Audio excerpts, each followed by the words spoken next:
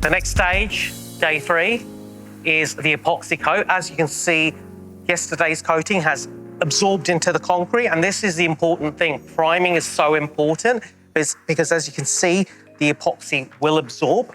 Sean's putting the epoxy coat down, nice and glossy. And as soon as we do that, we're gonna throw the flakes. Let's have a little look at that.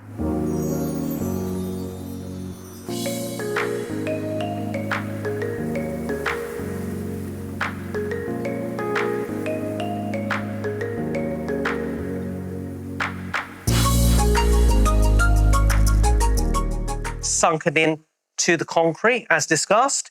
We've then got the lovely glossy epoxy coat. As soon as that's laid on, we throw on the flakes to give us that lovely aggregate look. Let's throw some flakes on to show you how it's done.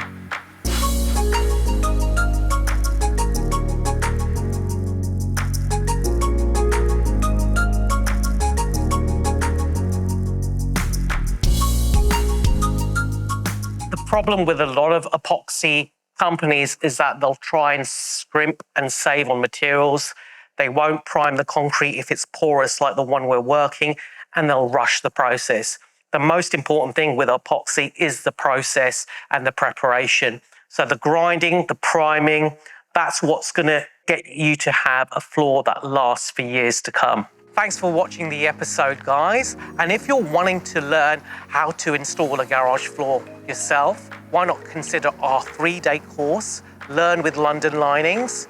And if you're wanting a garage transformation, do contact us on the link below too.